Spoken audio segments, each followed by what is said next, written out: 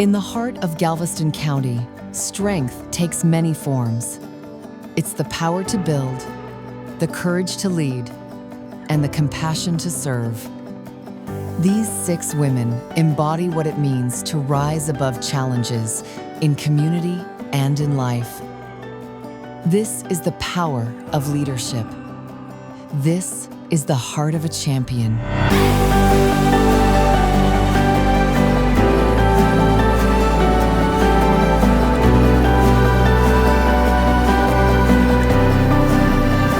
I am Jocelyn Sullivan. I am Maria Luisa Mercado. I am Moore Ortiz. I am Concetta Maceo Sims. I am Joe Reason. My name is Leslie Fortenberry, and I am a Woman of the Year.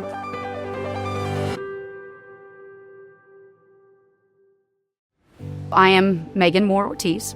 I was born in Houston, Texas, and moved to Galveston the summer before my freshman year of high school. My father and stepmother, Sue, decided that they wanted to move to the island. And we'd spend weekends and summers here. I would go water skiing in the port, windsurfing in the port. I mean, can you imagine doing that today? Played all the different sports. I was on the debate team. Graduated a little early. Was ready to get off of our little island and ventured off to Austin to go to the University of Texas at Austin, and loved it there. Loved live music scene, and I worked at the Capitol for Representative Craig Island. When I graduated from the University of Texas and went to law school at South Texas College of Law, Houston, was when I really started to think about the island again and missed the community and missed the people here. Realizing the support that people have for one another here in the community was attractive. And as I got older and recognizing that was something really incredibly special, I recognized that's where I wanted to raise my family. So I went to South Texas College of Law, was recruited to go to work for Mill Shirley here in Galveston, but in their Houston office. So here I am, riding the elevator 2 to 3 days a week with George Mitchell at the JP Morgan Chase Tower and feeling like I am on top of the world. But something I think was missing. I loved it. I felt important. I felt special. But serving my family and my community wasn't quite there at that time. I left Mill Shirley and went back to work with my dad at Harbor Offshore Marine. He had started the company when I was in law school. But then he sends me to a shipyard down at the end of a dirt road in Amelia, Louisiana, to put a boat through a Coast Guard inspection. I have spent time working at the Capitol and on the 32nd floor of the JP Morgan Chase Tower, and now I'm going to go climb through the holds of an aluminum crew boat in a shipyard in the bayous of Louisiana. I had no idea what I was doing. None. Zero. What I recognized sitting in that shipyard that year was how hardworking everybody was and how salt of the earth they were. And their goals were to put their kids through Little League baseball. That's what they wanted. They wanted to have a good living. They wanted to have a good family. It was inspiring to recognize that that's what the world should be made up of. And so I stayed with Harbor, and we continued forward. And it wasn't easy. I had gone from understanding, reading about laws and understanding law and making laws and looking at textbooks to aluminum crew boats and diesel engines. I know how to read things, but I'm not necessarily mechanically inclined. My father is incredibly so and creative. I am not necessarily.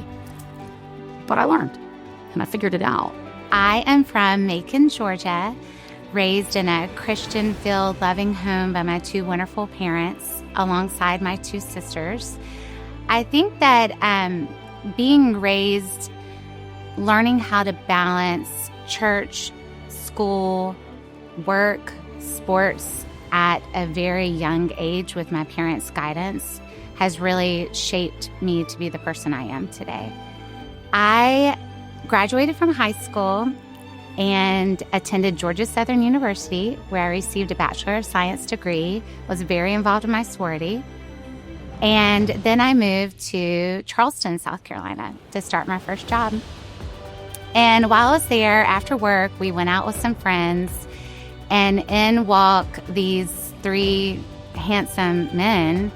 And that night, I met Todd, Johnny, and Billy Sullivan from Galveston, Texas. I hung out with them all weekend long, exploring Charleston. And then when they left, Billy pursued, and we dated long distance for a year. And next thing I know, I'm driving in my car, and my cute daddy is behind me, my rearview mirror, driving the U-Haul, and we're heading to Texas. I guess that was my first bold champion move. And I thought I was about to start a career that required a 3-year commitment, but God definitely had another plan. And He thought it was time for me to start my biggest role, most important role in life, which was becoming a mama. And I wake up every day to try to be the best person I can be because of them. So I was thinking about the word champion, and that's a very strong word. And what does that mean to me? Like, how do I identify with the word champion? And I started thinking it means like mama bear mode to me. When the boys were building a villa, they thought a neighborhood coffee shop would really benefit real estate here. So I reached out to Angela Brown, who is the original owner of Mod Coffee Shop, and kind of told her the situation. And she was so kind, and she just took me under her wing. She let me ask all the questions. She let me come and see how her businesses ran. Everything really gave me the confidence to open Sugar Bean. And then 2 years later, we received the award from Galveston Daily News, the Reader Choice Awards, for the best coffee shop. And Angela took the clipping from the newspaper and wrote, "Proud Mama Bear," and mailed it to me. And I thought, wow, like, that is women supporting women. That is encouraging other businesses on the island. And that meant everything to me. And after that moment, I thought, that is how I'm going to lead as well. I'm actually a common story of America. I'm an immigrant. I was born in Mexico. I am the oldest of 10 children.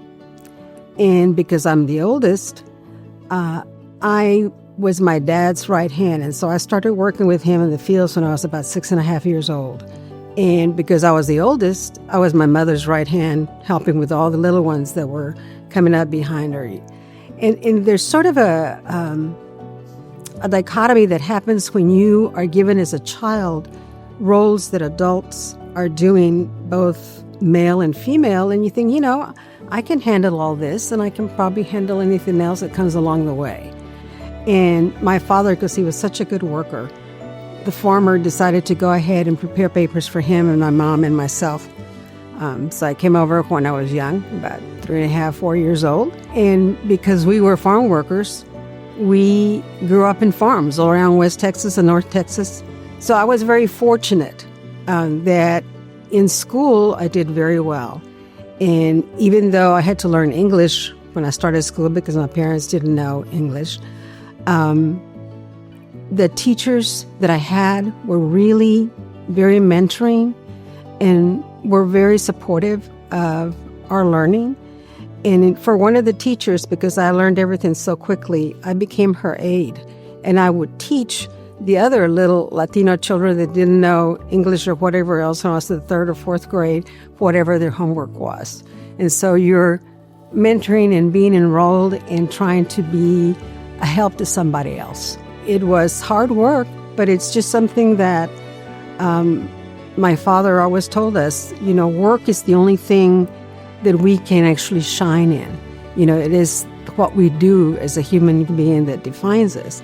And because he and my mother both are very hard workers, I think all of us ended up being that way. I had to work while I went through college, and I had to work when I went to law school.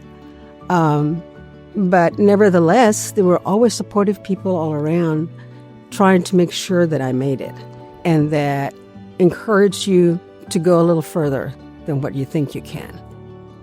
I got to Galveston. I was in Lubbock in West Texas with my husband and my 2 children, who at the time were in elementary school.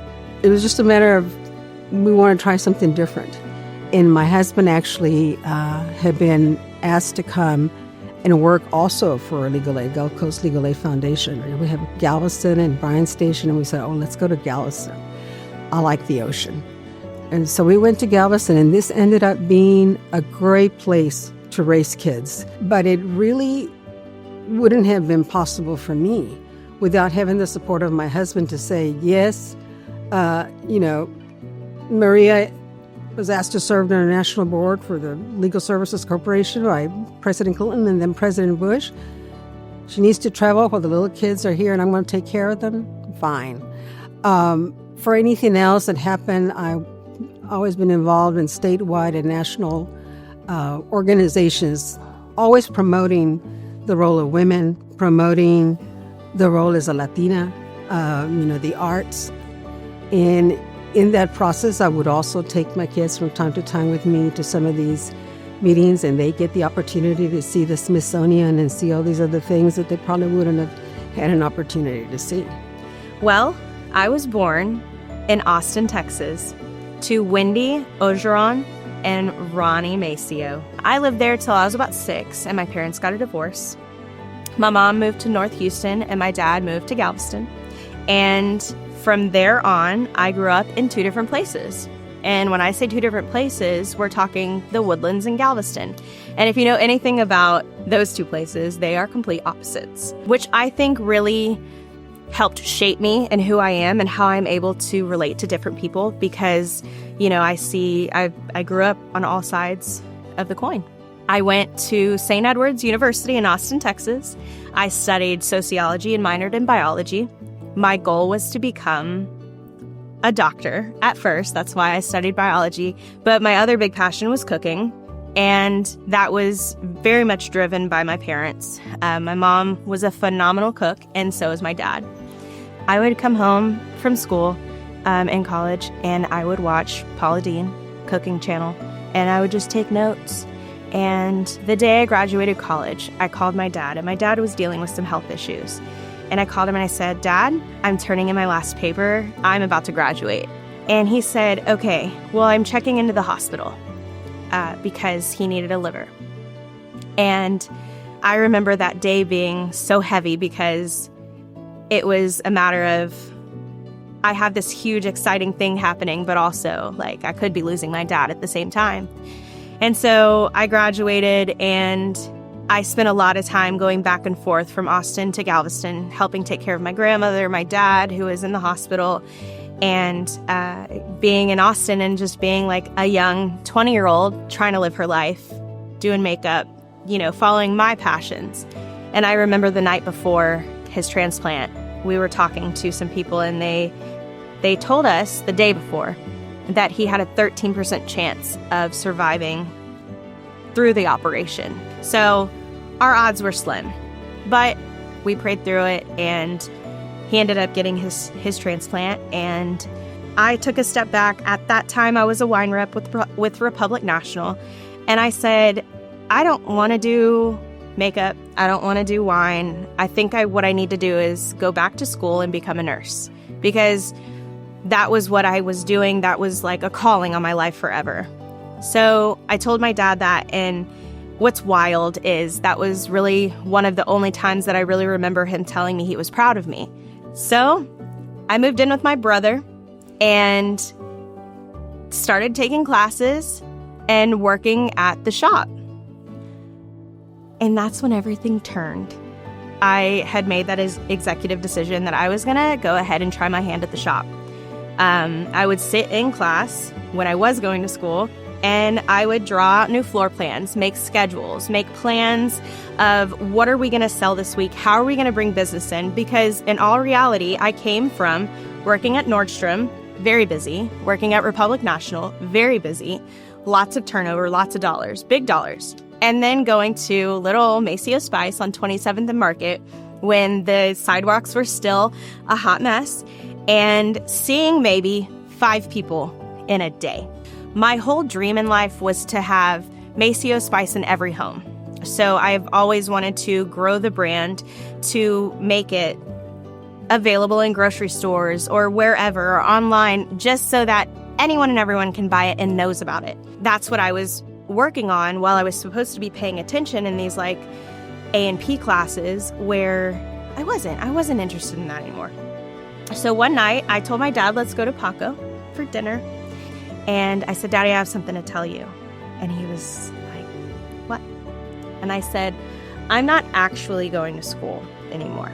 And y'all, you should have seen his face. But I was strategic about this because I knew that he couldn't really react in Paco. You know what I mean? So I played my cards right. And I said, look, here's the deal. Give me 3 years. 3 years.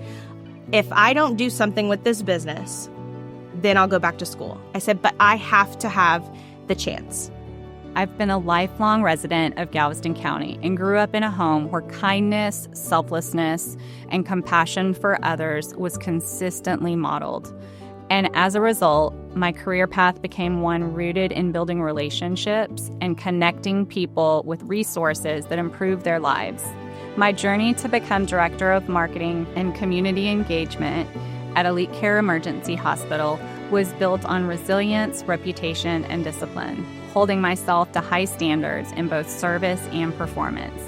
Every step from college and early career roles to leading brand reputation, community outreach, today has taught me that consistent effort, empathy, and follow-through are what earn trust and position you to make a lasting impact. In healthcare, the pace can be relentless and stakes are high because our work impacts real people's access to care. I would say that I practice mental toughness by staying grounded in my why, to be humble and kind, slow to anger, and full of compassion in everything that I do. I'm lucky enough to work with a company that not only aligns with my why, but also allows staff flexibility and the opportunity to prioritize time with family. Spending downtime with my extremely supportive husband, Toby, and high-energy teenage sons, Deacon and Cannon, replenish my energy so I can bring my best self to work. For me, resilience isn't just pushing harder. It's knowing when to step back to preserve the clarity and compassion I need to lead. Passion is what fuels you, but work ethic is what carries you through the passion when passion alone isn't enough. My advice is to show up every day with integrity, deliver your commitments, and be willing to do hard work, even when no one is watching or singing your praises. And remember, your career is a long game. Persistence and adaptability are often more important than a perfect plan. I was born in Miami, Florida, actually. Yes, my daddy was a pilot for Eastern Airlines, and we moved to Georgia when I was in the 4th grade. So pretty much my memory is all in Georgia, and went to high school there, grew up there, went off to college. I loved high school. High school was the best, cheerleader, all the things, and then went off to college, and that's where I met my husband, Dan Reason, in a badminton class. And we got married, and he came to Texas, came out here. I stayed in Georgia to finish my master's because if I would have left, I would have lost a lot of credits. So I stayed there and taught school for 2 years in Georgia, in Dawsonville, Georgia, and then moved to Texas to be with him, and that was 38 years ago. So it became home, and we had have 4 children and raised them in League City, Texas, but all over the area, and have loved every minute of it. I was exhausted when I got here because I was finishing my master's, teaching school full time, and planning a wedding. And we had a wedding in June, finished my master's, got to Texas. I was exhausted. And I said, I think I just want to substitute teach, just kind of see the area, feel things out. But I put my resume in to Clear Creek Independent School District and got a call that afternoon that someone was needed a first grade position. This was a Friday afternoon. School started on Monday. So, don't say no. And I thought, okay, all right, this is the opportunity. This is going to be, I'm going to jump full force into this community and see what it is. Taught there for 5 or 6 years until Dan and I had our first child. And it was hard to leave him. I had a great caregiver with him. And so I finished out that year and went to U of H and supervised student teachers there and loved that. Then we had another baby. Everything was great. Then I said, do we want a third? We have a boy, we have a girl. Do we want a third? So, we got pregnant, and it was twin girls. So our surprise number 3 was twins, so that we had a family of 4. So having 3 girls, a boy and 3 girls, of course they took dance lessons, and we started, because my former students took at the Royal Academy of Fine Arts, and I would go watch them do the Nutcracker every year because they fed into the Bay Area Houston Ballet and Theater. Met the founder there, met Lynette Metzen-Gregg. She and I became very close friends, 20 years of helping her do various things or just being friends with her and watching the force that she was and all of the things that happened. My dear friend Lynette passed away. And the board of directors came to me and they said, we don't know what to do. Like, would you consider being the executive director? And I thought, well, I can't let her vision die, my friend. I can't let that happen. So absolutely, jump in, did a 5-year plan of all the things that, milestones that we want to see, all these things that, need to happen. And at the end of almost 3.5 years, we were almost there and COVID hit. So we start all over again. But I love that aspect of that.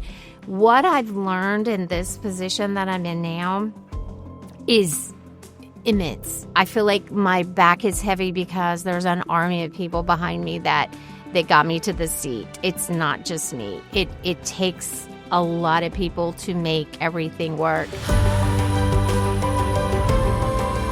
I was thinking of challenges that we've had as a business owner, and I think probably any business owner in the entire world would say it was during COVID. And then all of a sudden, like a switch, that summer of 2020, you couldn't keep up. It was like you went from closed to gates wide open.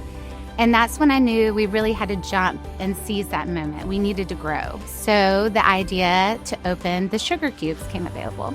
So I think about the time when James Clark messaged me and he was like, I've got all this food, what are we going to do? And we collectively said, okay, let's feed the public who can do it. And I raised my hand. I said, absolutely, yes, us. And it's not even just me. It's just what you should be doing in your community. You should be giving back when you can. If we're not helping each other when we need it, what are we doing? Why are we even in this industry, or even in a bit? Why are we stewards of our business if we're not doing what we should be doing, which is using our resources and our connections to the best way possible? But one of my biggest challenges was accepting the challenge of an entirely new career in my 40s in the midst of a pandemic.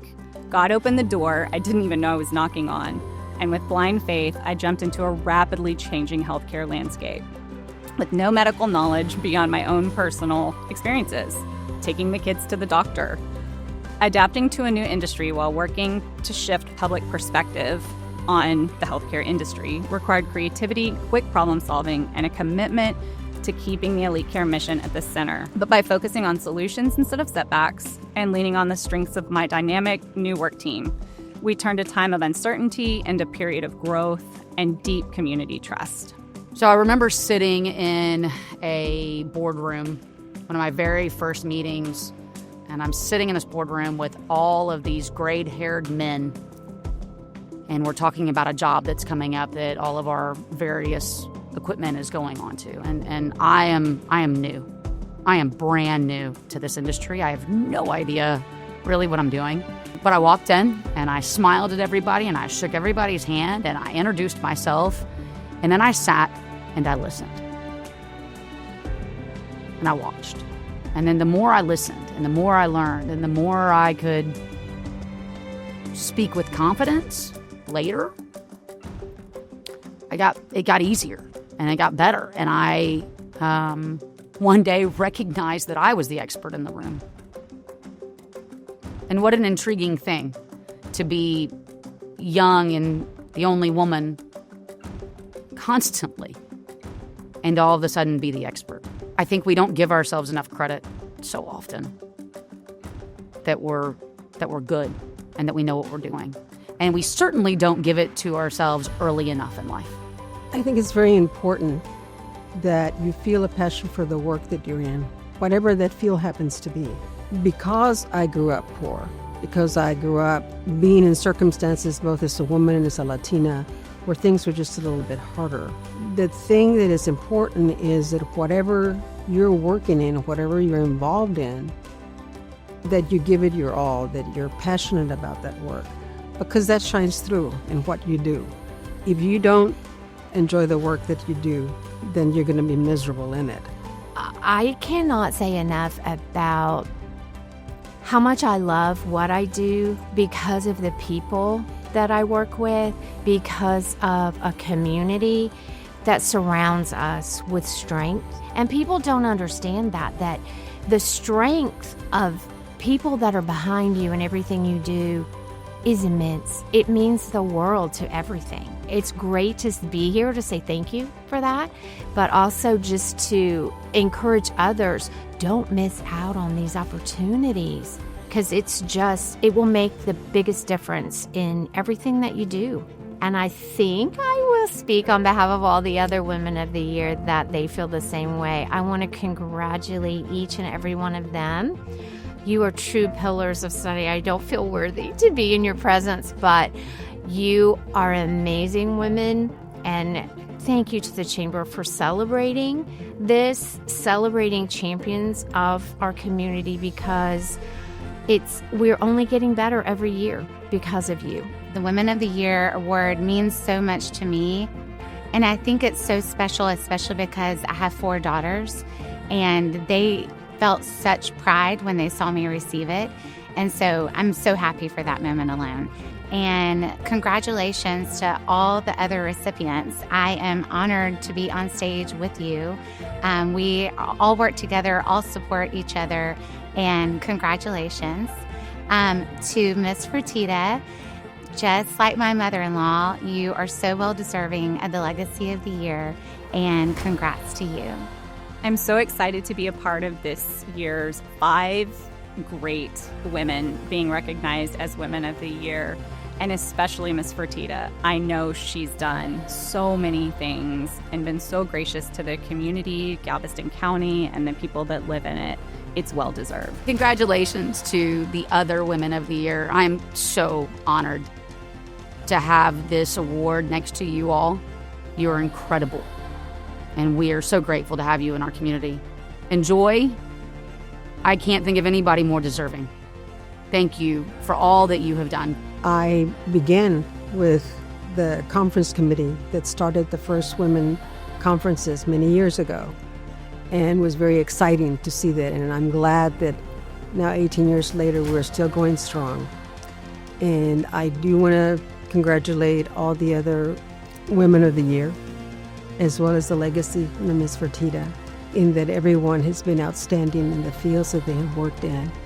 And so I am privileged to be here among them. You know what I really wish is I wish my mother could be here to see me receive this award, because in all reality, my mom made me who I am today. When I say that I am just beyond myself, being up here with all these other women and being able to say I'm a Woman of the Year with them is just like, I still don't have words for it. Like, I'm still in shock. Congratulations, Aunt Megan! Woo! Yeah! Hello, Megan. Congratulations on your recognition as one of the Galveston County Women of the Year. I remember the days that you worked for me at the Capitol, long time ago for both of us when you were just a youngster. But this is well deserved, and I really am proud of all that you've accomplished. Hi, Aunt Megan. I just just wanted to say I'm super, super proud of you. I love you so much. And I have a couple of people here with me that wanted to say congratulations for winning Galveston Woman of the Year.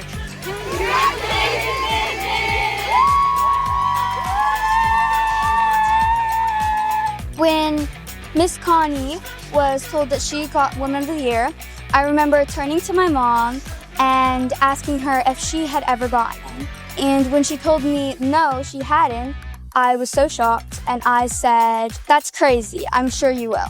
My mom teaches me how to be positive and kind in everything I do. She truly deserves to be Woman of the Year. Mama J, we love you so much and we're so proud of everything that you do and you deserve every bit of this. Hi, Mom. I just wanted to say that I'm so proud of you for receiving this award, and I am just so lucky to call you my mom. You're not only a wonderful woman, you are also a wonderful mother, and I just can't say enough good things about the person that you are. Hi, Mom. Congrats on the award. It is much deserved, to say the least. You fully put your heart into everything you do. I am so proud of you. If I haven't said it already, I've always been proud of you, and you have just been the biggest inspiration, and this is a much, much deserved award. Hi, Mom. I just wanted to say congratulations on this amazing achievement. There's nobody more deserving than you. You are the most kind, the most selfless, the most caring person I have ever met, and I hope one day I can be half the woman you are. I've known Jill since I was 6 years old as I sat in her first grade classroom at Armand Bayou Elementary. It was there that she fostered my love of learning and inspired me to dream big dreams and figure out ways to achieve my goals. Congratulations on being named the 2025 Galveston Regional Chamber of Commerce Ann McLeod Moody Woman of the Year. From running a family with 4 children, to being a first grade teacher, to running the ballet, you have always given 110% in whatever has been asked of you. I am so very proud, and congratulations.